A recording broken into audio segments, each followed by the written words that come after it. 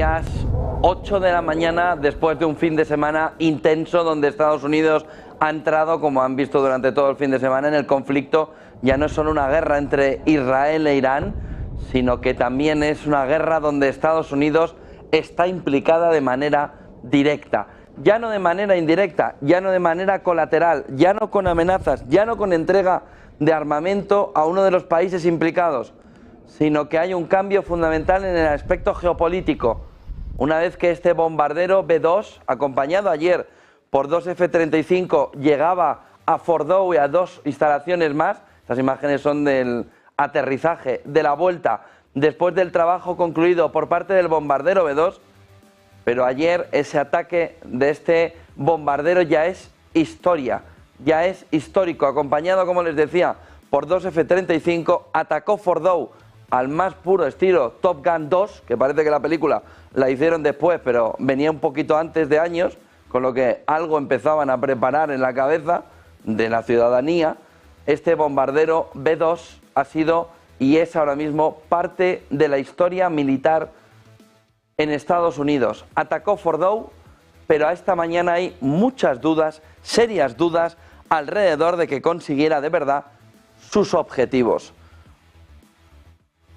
8 y 1 de la mañana, Donald Trump se había reunido antes en la Situation Room, ese espacio donde se tienen que tomar las decisiones más importantes a la hora de buscar, junto con los militares, el poder civil, la búsqueda de los objetivos planteados, y ahí decidió un Donald Trump concentrado que había que atacar no solo Fordow, sino otras instalaciones nucleares. Como les digo, el elemento fundamental era buscar la manera de acabar con el poder nuclear iraní, pero a estas horas hay dudas alrededor de que Estados Unidos consiguiera ese objetivo, a pesar de que Donald Trump apareció rápido ante los medios de comunicación para decirle a la nación, para decirle a Estados Unidos y al mundo que los objetivos estaban cubiertos.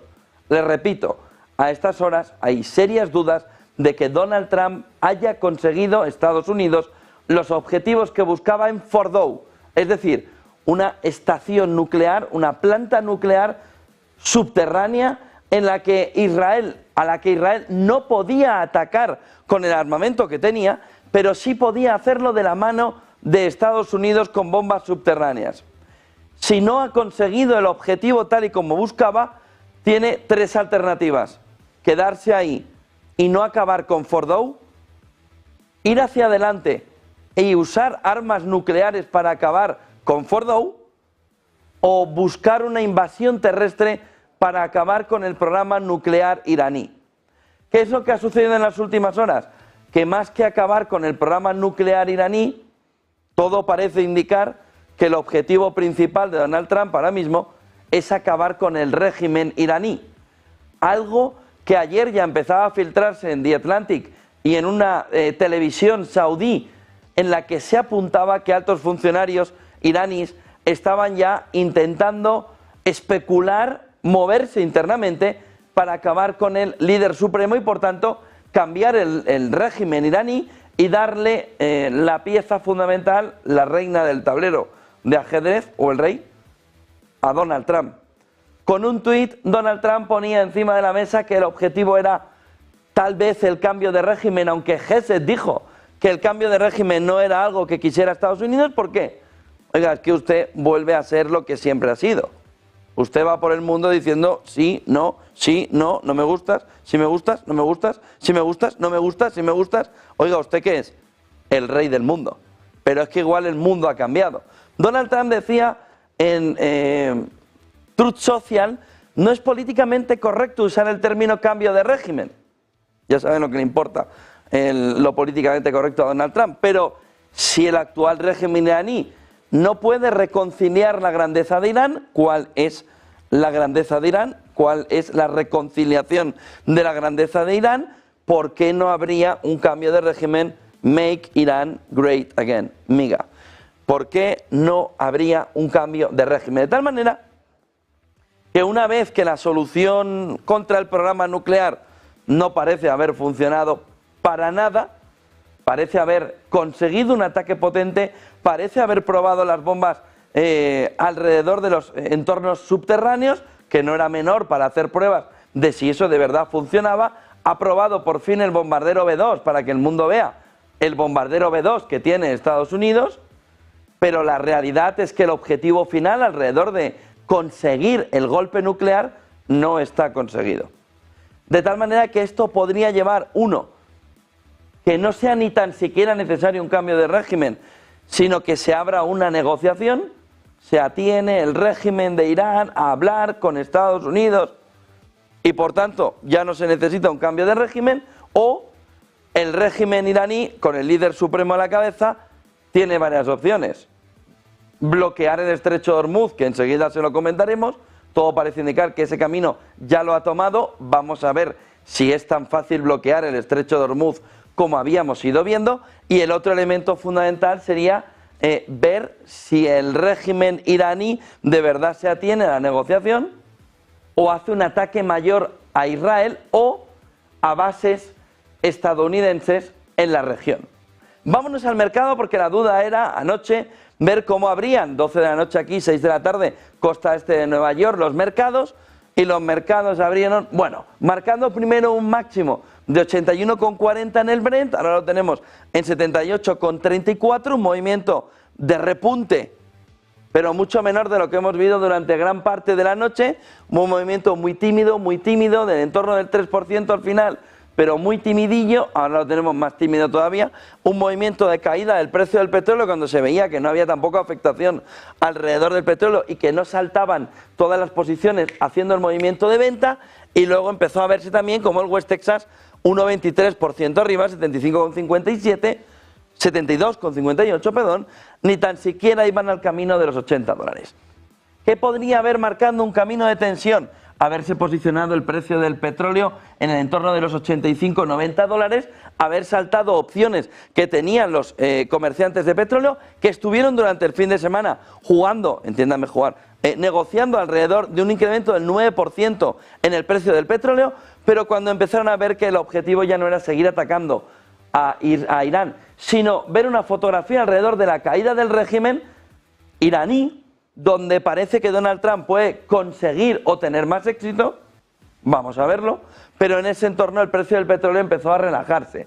Fíjense que incluso el oro en un entorno geopolítico complicado cae 0,40%, 3.357, si ni tan siquiera el oro empieza a reflejar el componente de la duda geopolítica, entonces el mercado empieza a estimar que en esta fotografía no hay tensión para el conjunto del mercado. Fíjense, diferenciales del 2, del 10, del 30 años, esta mañana subida pero muy leve, no llega al entorno del 5, 4,90 el 30 años, aquí, el 10 años no llega al 4,5, 0,37% arriba en el 4,39, y el 2 años americano ni tan siquiera al 4, 0,36%, 3,92. ¿Hay lunes negro en el mercado?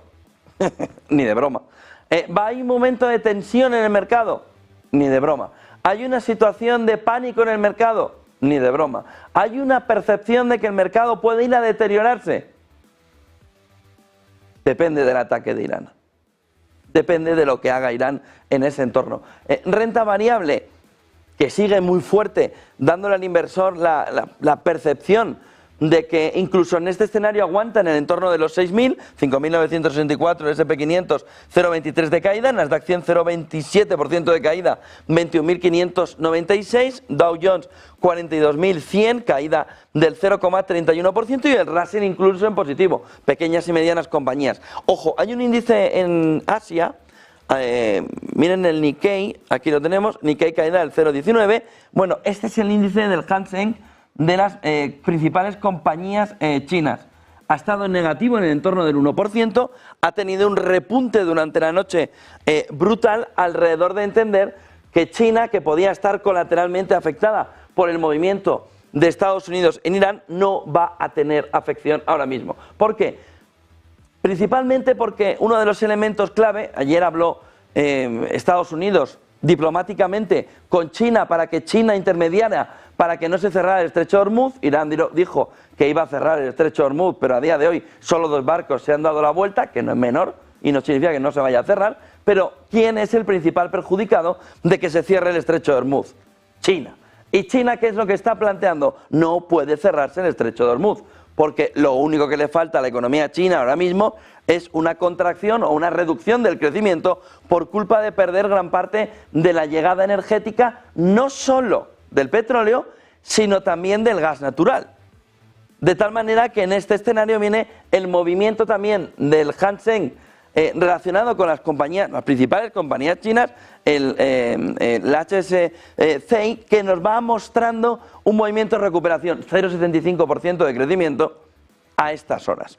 A partir de ahí, Trump hablaba del ataque a 3 instalaciones en un entorno donde Fordow era el elemento fundamental. Trump dice que el daño es salvaje en la instalación. Pero Bloomberg ya apuntaba anoche que según imágenes satelitales no es lo que está diciendo Trump. Aún así, escuchen a Trump.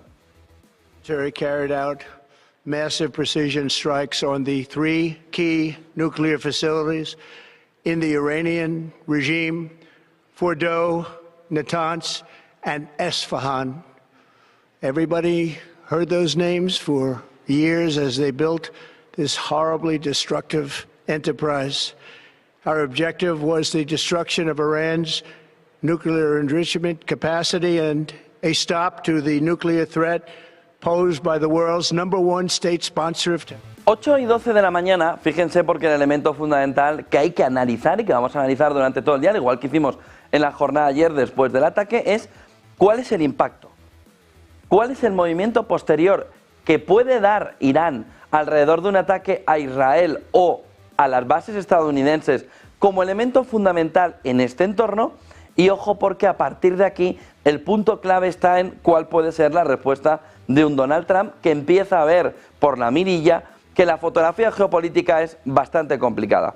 Sobre todo por una cuestión.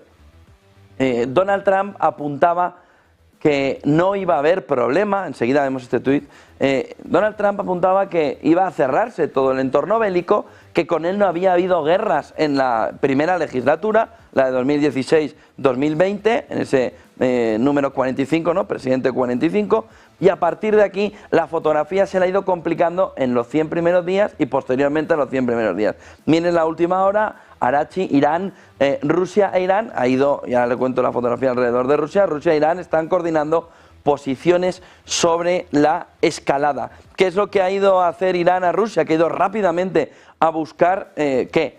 El apoyo de Rusia.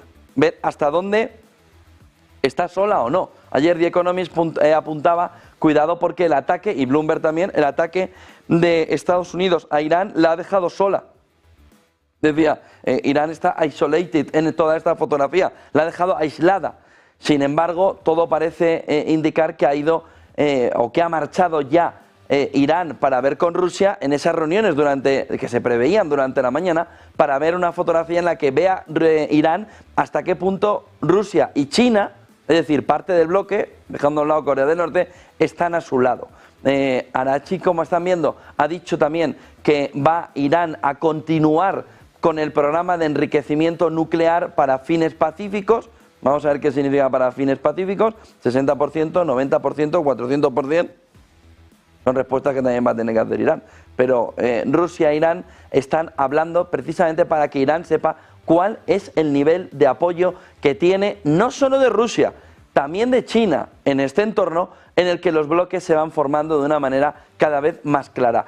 Por lo tanto, Irán ya a primera hora de la mañana intentando analizar, lo tienen aquí, intentando ver con Rusia la manera en la que le puede apoyar, de qué manera tiene el respaldo tanto de Rusia como de China en este escenario. 8 y 14 de la mañana, el elemento fundamental son los daños. Se produjeron daños monumentales en todas las instalaciones nucleares de Irán, decía Donald Trump en este Truth Social, como muestran las imágenes satelitales. Las imágenes satelitales que ha visto Bloomberg decían todo lo contrario, no había destrucción. Destrucción es un término preciso, decía Trump, la estructura blanca que se muestra, está profundamente incrustada en la roca, con incluso su techo muy por debajo del nivel del suelo y completamente protegida de las llamas. Los mayores daños se produjeron muy por debajo del nivel del suelo, en el blanco. De tal manera que se va viendo la fotografía en el discurso, ¿no? Estados Unidos dice que el daño es enorme, Irán dice que el daño no se ha producido. ¿Se acuerdan cuando se atacaban Irán e Israel y ambos decían, uno le he hecho un daño enorme, el otro decía no me he hecho ni cosquillas? Luego la respuesta iba en los mismos términos pero al revés. Pues estamos viendo un poco el mismo teatro, alrededor de decirle a la opinión pública el daño es enorme, alrededor de decirle a la opinión pública no me ha hecho daño, que es el entorno también iraní. Pero la clave no es qué es lo que está sucediendo de verdad, la clave es lo que está sucediendo de verdad. Y ahí Bloomberg está diciendo que por un lado se pudo trasladar toda la parte de enriquecimiento de uranio y de conocimiento, es decir, de personal que estaba en Fordow, y por otro lado todo parece indicar que por el nivel del incendio producido en Fordow, allí no se había acabado definitivamente con todo lo que la planta nuclear, sobre todo con esa centrifugadora de uranio, pudiera estar poniendo encima de la mesa para el enriquecimiento de uranio de Irán. The Economist lo planteaba de esta manera. Miren la siguiente imagen diciendo el ataque de Trump contra Irán fue feroz, pero realmente funcionó, evaluando los restos del sueño nuclear del régimen. El ataque de Trump contra Irán fue feroz, pero realmente funcionó en este entorno, y como las instalaciones, por ejemplo, iraníes de Fordow no podían ser o no pueden ser, y es lo que está calibrando ahora mismo Estados Unidos, si pueden o no ser destruidas por bombas antibúnkeres. No olviden que gran parte de la guerra se centra en intentar probar todo lo que sobre el papel te están diciendo los militares que funciona, y las empresas, la industria armamentística. Y lo que está calibrando Estados Unidos es que si, más allá de la película de Top Gun 2, donde Tom Cruise iba directamente a Fordow con un ataque muy parecido al que se vio en la jornada de ayer, pero lo preveía años antes, qué casualidad, ¿no? Qué casualidad que Hollywood se adelantara a donde se iba a atacar, más que para servirte en el ámbito cinematográfico, la clave es que te sirva para la guerra. ¿Y no? ¿Dónde está la inversión? ¿Para qué está la inversión? Y sin embargo, la fotografía que nos trae lo que ha sucedido es que quizá ese sistema de bombas antibúnkeres no son suficientemente eficaces. Y ahí Estados Unidos tiene un problema, a la hora de haber desarrollado una tecnología militar que no serviría para los fines que estaba buscando. Por lo que ahora hay un elemento clave que es, ¿y si intenta de verdad destruirlo por otros medios? Es decir, armamento nuclear táctico. Fordow, para que se hagan una idea, es un sitio fortificado, lo han visto seguro en imágenes durante el último día. Solo puede ser destruido o con armas nucleares o bombardeándolo con una fuerza terrestre. Y ahí nos llega el elemento fundamental. ¿Va a querer Estados Unidos convencer a la opinión pública? ¿Va a querer Donald Trump jugarse la presidencia intentando convencer a la opinión pública de que no hay alternativa que mandar militares al territorio iraní? Ahora mismo no lo parece, ¿eh? Ahora mismo no lo parece para nada. ¿Va a querer jugarse ese entorno buscando un ataque que incluya elementos nucleares? Porque si atacara con elementos nucleares abriría la puerta a que otros países empiecen a pensar quién, sobre todo Rusia, pero no solo Rusia, puedan plantearse también el uso nuclear en determinadas situaciones tácticas. Con lo que Estados Unidos está ante la decisión más importante: o lo deja pasar o se mete a por ello, y entonces tiene que elegir entre su opinión pública, es decir, mandar una parte del ejército a Irán, Afganistán, Irak, empieza a ser demasiado repetitivo y sin una solución sencilla, y por otro lado una fotografía en la que pudiera usar armas nucleares sin llevar personal, militares al terreno. Pero en ese caso abre la puerta primero a que el Tratado de No Proliferación Nuclear se fue, como en el MUS, se acabó, nadie más va a querer estar en el Tratado de No Proliferación Nuclear si te usan armas nucleares, aunque sean tácticas. A partir de ahí se acabó este asunto, y a partir de ahí hay que empezar a analizar, si no hay Tratado de Proliferación Nuclear, hasta qué punto Trump ha abierto la caja de Pandora nuclear que ni tan siquiera en la Primera Guerra Fría se abrió. ¿Cuál es el elemento clave de toda esta historia? Si estamos al borde de la Tercera Guerra Mundial. No, que no ha empezado ya. Es que falta la chispa. Podía haber sido esta, ¿eh?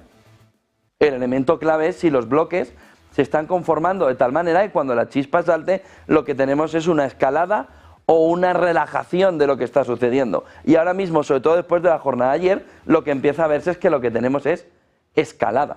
Fíjense en el siguiente gráfico, en la siguiente imagen, que nos señala cómo Hormuz es el punto clave de toda esta historia. El estrecho de Hormuz es un punto estratégico vital para el comercio mundial de petróleo y de gas, y su bloqueo podría poner al mundo directamente en un entorno de recesión.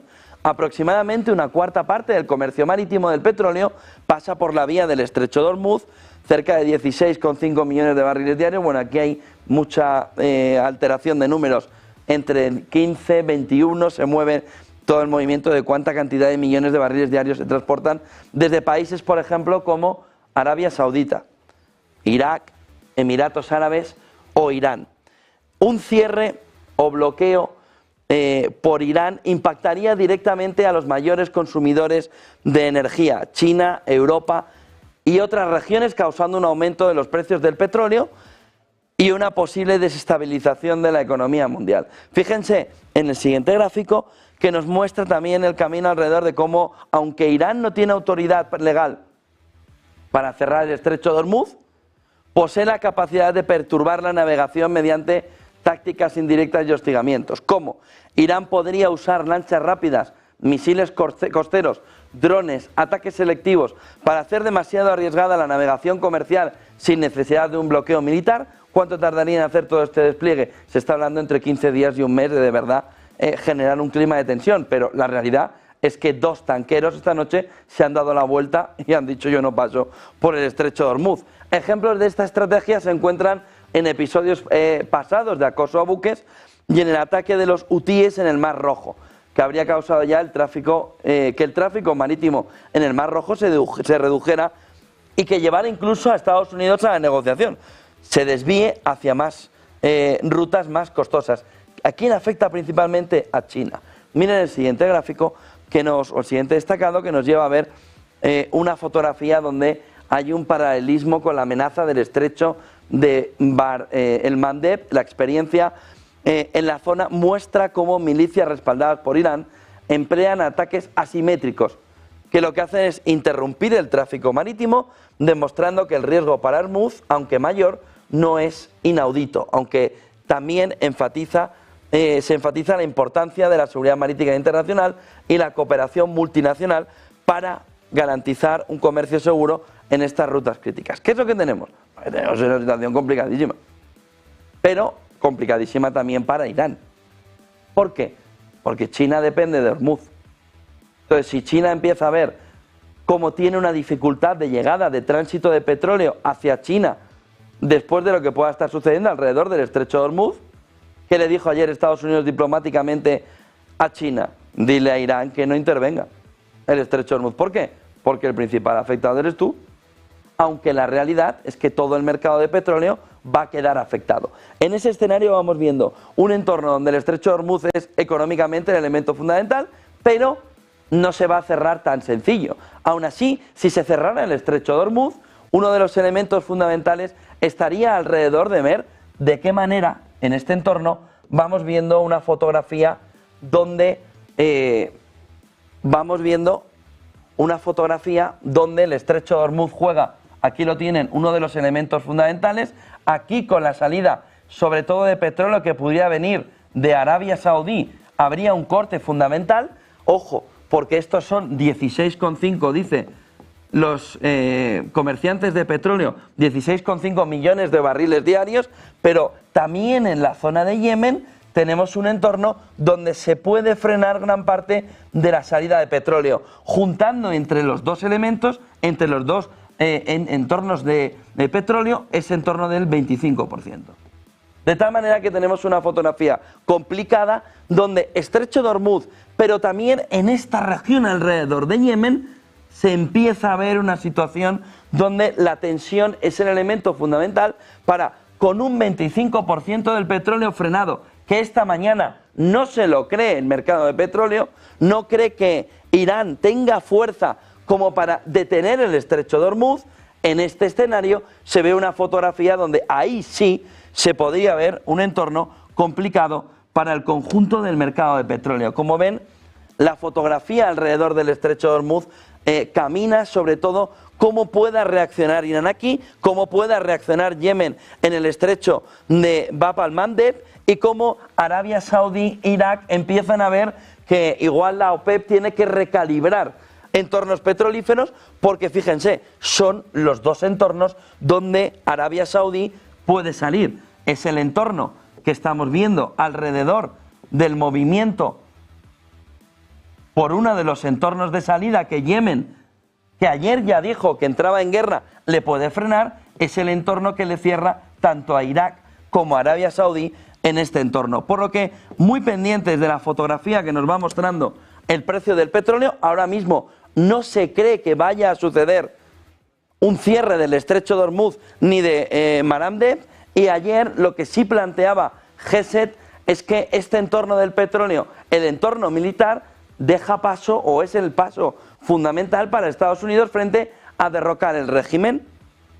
Ya ayer no parecía que se lo creyera mucho Geset, pero luego con el tuit de Donald Trump se empezaba a ver que si la parte económica más o menos está hilvanada y la militar, el programa nuclear, no se ha conseguido atacar tanto como se buscaba, el elemento que se le puede dar a la opinión pública estadounidense es cambio de régimen. Aún así, Geset lo negaba, pero su jefe decía muy claro en Truth Social, oiga, ¿y por qué no? Escuchen lo que decía ayer Pete Hegseth. This mission was not and has not been about regime change. The president authorized a precision operation to neutralize the threats to our national interests posed by the Iranian nuclear program and the collective self-defense of our troops and our ally Israel. 8:27 de la mañana, el otro elemento clave es dónde van a atacar, si atacan, ¿no? De tal manera que volvámonos a la pizarra táctil, porque la clave fundamental es entender dentro de la zona cómo puede venir el ataque y si viene. Primero porque tenemos los bloques ya perfectamente alineados en este entorno. China, Irán, marcando el camino, Corea del Norte, alrededor de cómo puede estar solo o no en este escenario Rusia, Irán. Bloque fundamental, el que hemos visto, frente a una fotografía cada vez más clara alrededor de Europa, de Estados Unidos, conformando un bloque junto con Japón que marcaría gran parte de la tensión geopolítica.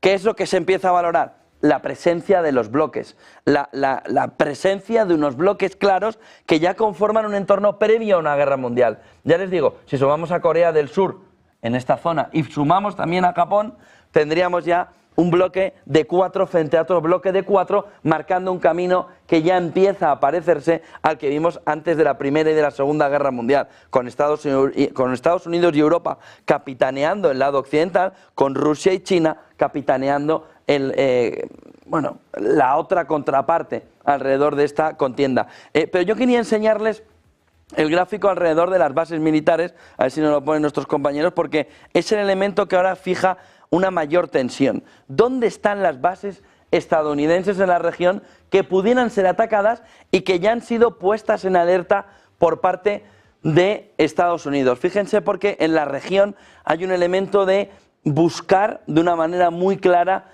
cómo Estados Unidos puede ser el protector de la región, entiéndanme.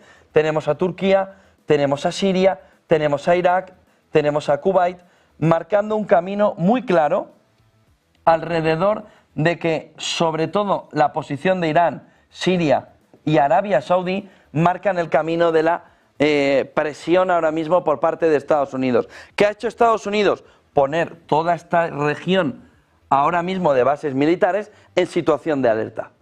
¿Por qué? Porque claramente donde Irán pudiera hacer daño al entorno estadounidense, aquí tenemos Irán, sería a todo este escenario donde Estados Unidos ha ido curtiendo las bases militares durante las últimas décadas. Ya les digo, Irak ha estado desde el sábado en una situación de tensión a la hora de decir a los militares, cuidado, que puede ser uno de los puntos más cercanos de ataque. Cuidado la fotografía de Arabia Saudí, porque esto sacaría a toda la región de la fotografía de tensión actual para llevarla al caos absoluto. Y luego Omán, Emiratos Árabes y Qatar y Kuwait van a recibir la presión de la propia Irán para que en este escenario tomen la decisión de ponerse al lado de Irán, que no es un tema menor alrededor de la tensión que empieza a haber también en toda la región, donde le está pidiendo Irán a los distintos países que se posicionen. Aún así, programa nuclear, programa nuclear, programa nuclear. Escuchen a Geset. The order we received from our commander-in-chief was focused, it was powerful, and it was clear. We devastated the Iranian nuclear program. But it's worth noting the operation did not target Iranian troops or the Iranian people.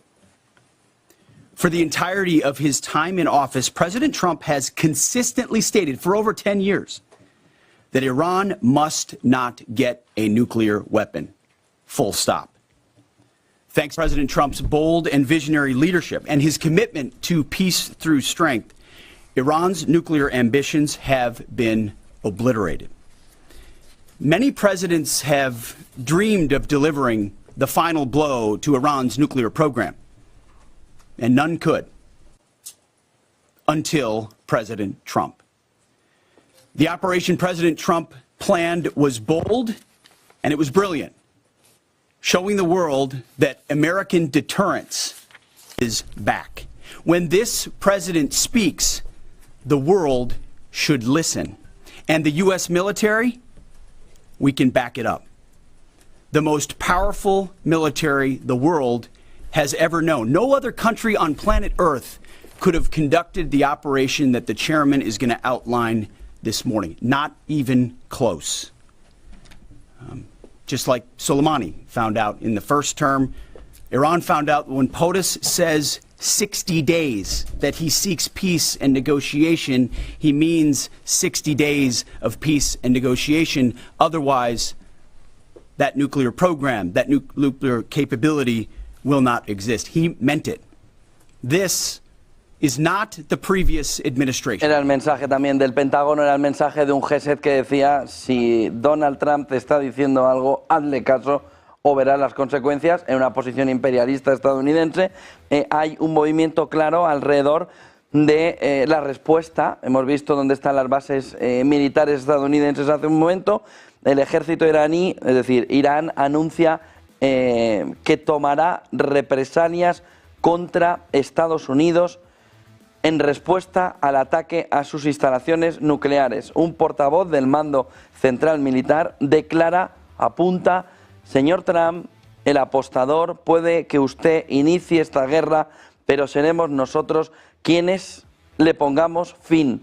Irán amenaza con una respuesta a los intereses estadounidenses en la región. El portavoz del Mando Central Militar apunta ya: señor Trump, el apostador, le llama, puede que usted inicie esta guerra, pero seremos nosotros quienes le pongamos fin, en un entorno donde Irán amenaza a Estados Unidos con un movimiento que pueda dañar directamente la fotografía que se va viendo alrededor del entorno de poder en la región. Esto nos lleva a una reflexión que es fundamental. Todos los imperios han caído en un entorno donde la sobretensión militar les ha llevado a la destrucción. Todos los imperios han caído donde ya no podían abarcar todo el territorio de la tierra. Tú eres imperialista y todo está a mi disposición, pero llega un momento en el que la realidad se impone a tu fortaleza mental. Por lo que estamos ante el punto en el que hay que empezar a calibrar, y lo vamos a ver con Valdecasas enseguida, si Estados Unidos de verdad tiene sentido, por un lado, que vaya a la batalla en todos los frentes. Tiene la guerra de Ucrania, entre Rusia y Ucrania. Tiene el entorno de Oriente Medio, donde ahora ya es un conflicto abierto de él, junto con Israel, contra Irán. Y la fotografía de Asia-Pacífico, que está como un gato esperando a ver qué sucede para hacer el salto, ¿no? Y tirarse encima. Tirarse encima, en este caso, ya no metafóricamente, de Taiwán. De tal manera que China, Rusia e Irán habrían empezado como a coordinar un movimiento, China no lo ha hecho todavía, pero está amenazando desde hace mucho tiempo, que pudiera llevar a que Estados Unidos llegue a un momento en el que diga: no tengo suficiente poder militar, o sí, para abarcar todo el globo terráqueo, puedo atacar a Irán, puedo atacar a China. Si llegara el momento de un ataque a Taiwán, puedo atacar a Rusia si me convencen los socios europeos de que no hay paz. Es decir, ¿puede Estados Unidos abarcarlo todo? ¿Y hasta qué punto el bloque de Corea del Norte, que no es el más importante del bloque, China, Rusia e Irán, pudieran estar haciendo una estrategia de intentar acabar con el imperio, de intentar golpear al imperio, de intentar volver a la historia atrás y decir, cuidado, porque los imperios caen cuando la sobretensión militar acaba definitivamente con ellos? Por supuesto en lo económico, pero ojo, porque en lo económico lo que pesa es la deuda. De tal manera que si tú tienes una deuda enorme, si los que te estaban prestando ya no te quieren prestar y encima tienes que gastar mucho más para abarcar diferentes frentes bélicos, ¿es acaso el ocaso del imperio?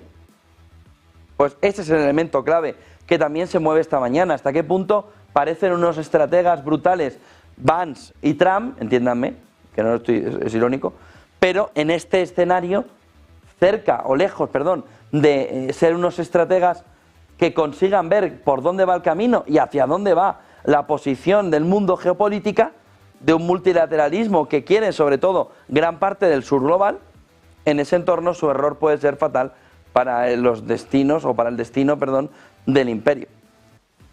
Que se ha vivido ese imperialismo estadounidense durante el último siglo. A partir de aquí, 8:36 de la mañana, el Tratado de No Proliferación Nuclear. Les hemos dicho, oiga, cuidado porque en este entorno está el riesgo de que el Tratado de No Proliferación Nuclear se vaya a freír espárragos.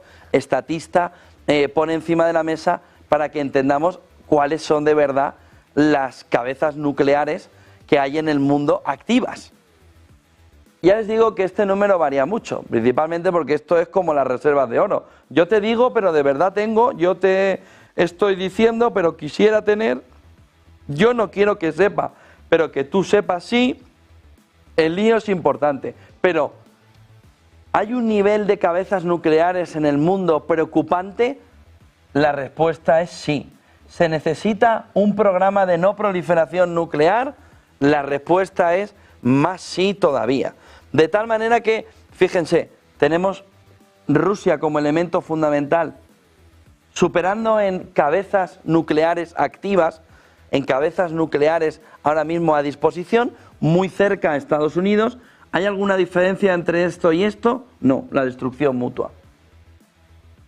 Es decir, un tratado de no proliferación es fundamental precisamente para que estos dos no vuelvan a la Guerra Fría, para que estos dos no vuelvan a un entorno donde la presión es clave a la hora de intentar entender que no van a seguir marchando hacia arriba. ¿Quién es el siguiente que ha querido posicionarse dentro de este entorno? China, de una manera clara, con 500 cabezas nucleares. ¿Son suficientes para la disuasión? Sí. Y en el fondo una es suficiente. Lo que pasa es que una es un suicidio. 500 es un lío descomunal. Ahora, ¿con una la lías? Sí. ¿Con 500 la lías, pero a lo grande? Sí. De tal manera que ya no es necesaria esta pelea. China con 500 ya tiene un papel fundamental de disuasión. En Europa, Alemania ya saben que después de la Segunda Guerra Mundial le dijeron que no iba a acceder bajo ningún concepto a las armas nucleares, por lo que en territorio europeo Francia es quien de verdad puede defender al resto, tiene 290, ¿son suficientes? Claro que sí. Esto es una salvajada, pero llega un momento en el que la disuasión a partir de un número ya no tiene demasiado sentido.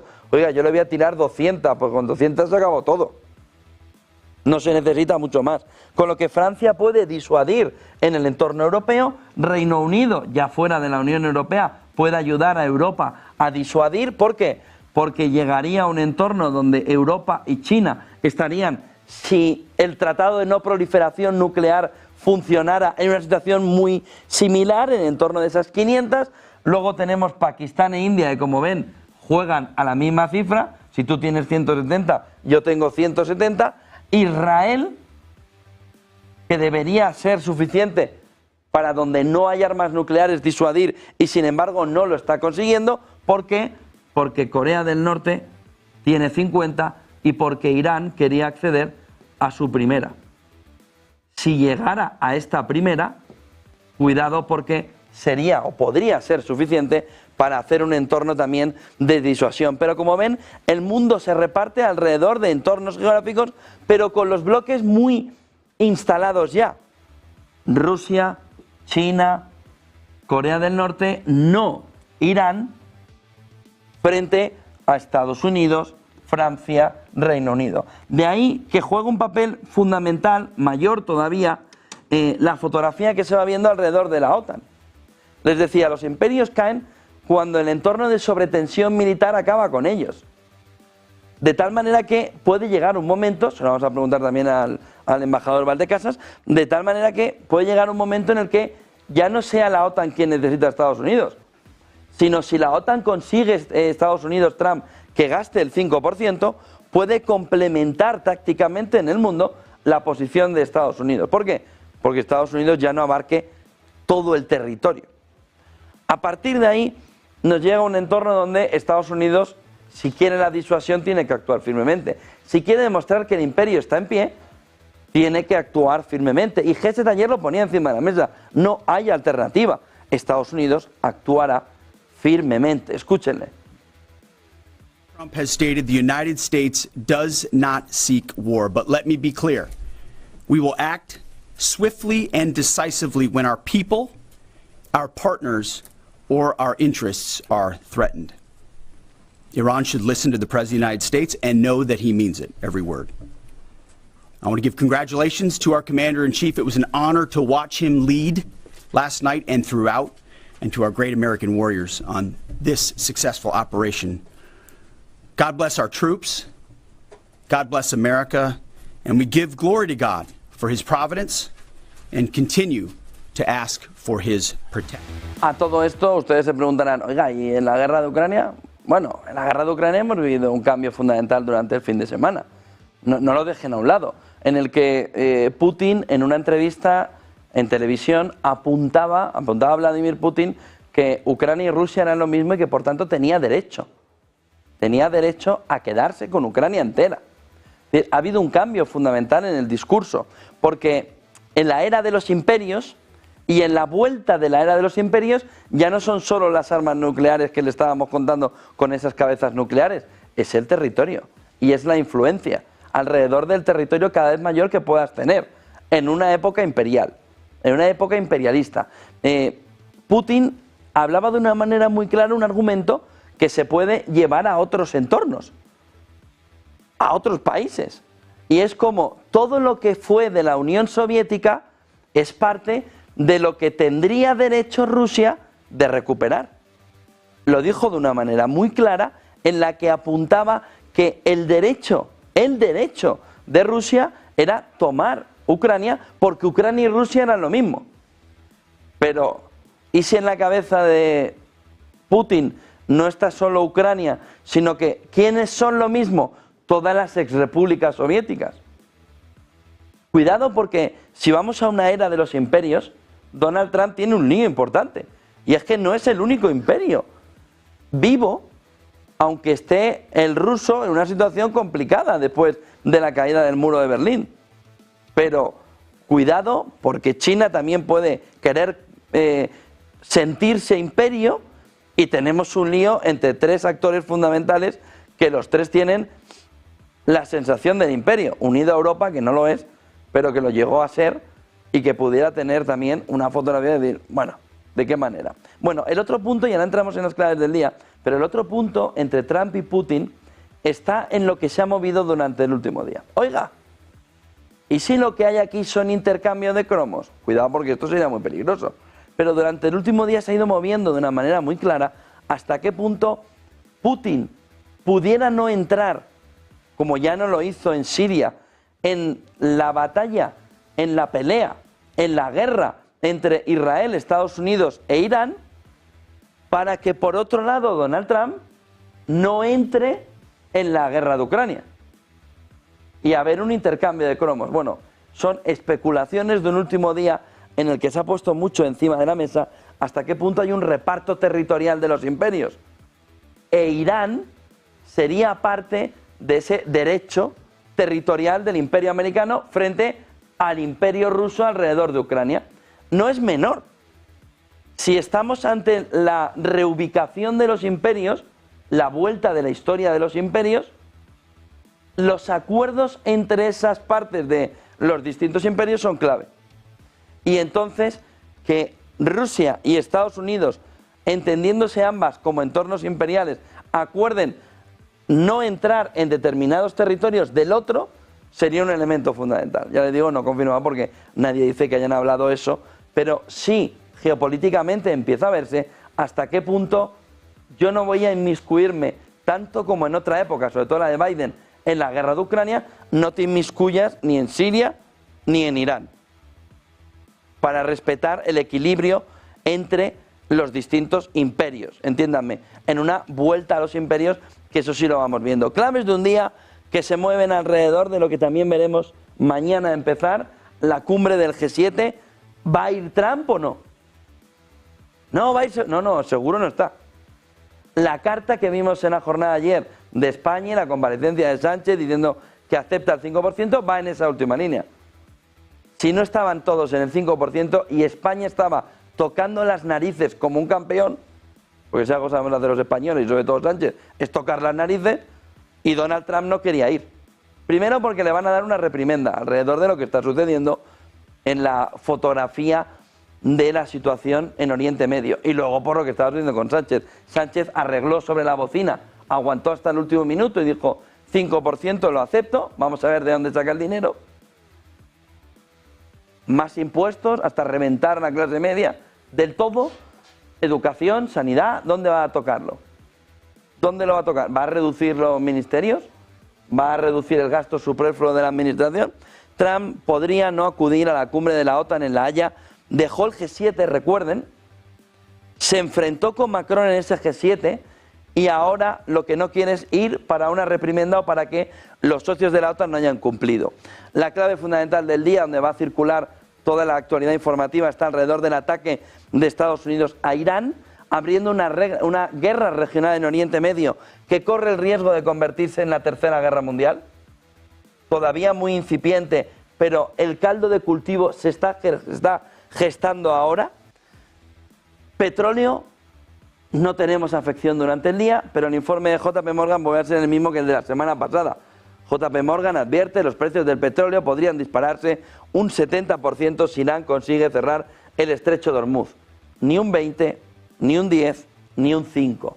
Ha llegado a tocar 81,40 el Brent, superando los $80, pero la fotografía a esta hora de la mañana es que el mercado no se cree que Irán, no es que no quiera cerrar el estrecho de Hormuz, que quiere, ya lo dijo ayer, quiero cerrar el estrecho de Hormuz, es si de verdad puede cerrarlo o Estados Unidos pone la situación del estrecho de Hormuz de otra manera.